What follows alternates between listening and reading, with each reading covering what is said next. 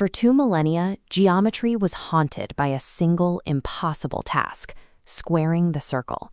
Using only a compass and a straightedge, the goal was to construct a square with an area perfectly equal to a given circle. These shapes were more than math; they were a symbolic language.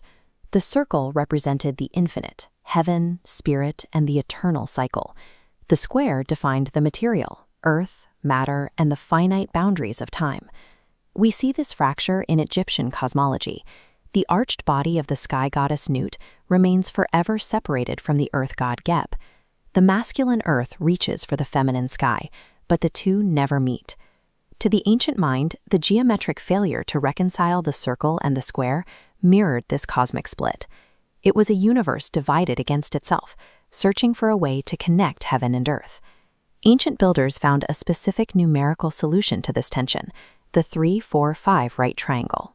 This triangle provided the exact 90-degree angle necessary to stabilize the corners of a temple or a throne. It functioned as a bridge between the vertical and horizontal axes. To understand why this simple triangle was considered sacred, we have to look at the identities the ancients assigned to the numbers 3, 4, and 5. In many esoteric traditions, the number 3 is not a vertical line, but a triangular container. It represents the feminine womb, the heart, and the hearth. We find this reflected in the ancient Armenian Highlands, where the walls of a city or the center of a home were designed around this triangular shape to symbolize a yearning for heaven. Biblical records of Noah's Ark note a dimensional ratio of 350 and 30 cubits, or 30 to 5 to 3. While often pictured as a rectangular box, older interpretations viewed the ark with a triangular cross-section. These sloping walls acted as a threshold, a geometric vessel designed to shelter life through a deluge. In this model, the 3 is the shape of preservation. It is the geometric space where the core of existence is nurtured. Operating within that enclosure is the 4. This is the masculine principle, the square, the 4 directions, and the stable foundation of the earth. But as long as the vertical and horizontal legs remain separate, the system is incomplete.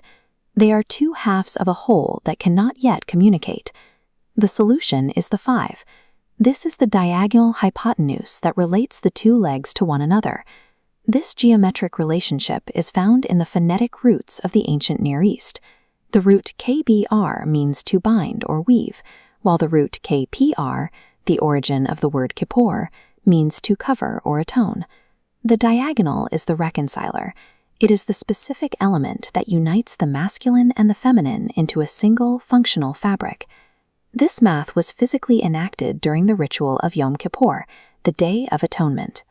The Ark of the Covenant was built with a square crown molding at its base. This represented the 4, the fixed material foundation of the earth. Above it, the arched wings of the cherubim formed a circular canopy, symbolizing the spirit and the infinite. Between the earthly square and the heavenly circle sat a flat gold lid, the Kheper, or the mercy seat. At the climax of the ritual, the high priest sprinkled blood onto this golden surface. This action bridged the gap between the vertical and horizontal. By covering the mercy seat, the priest performed the role of the 5, completing the triangle and symbolically mending the fracture between heaven and earth. The 3-4-5 triangle suggests that the unity of opposites is not a passive state.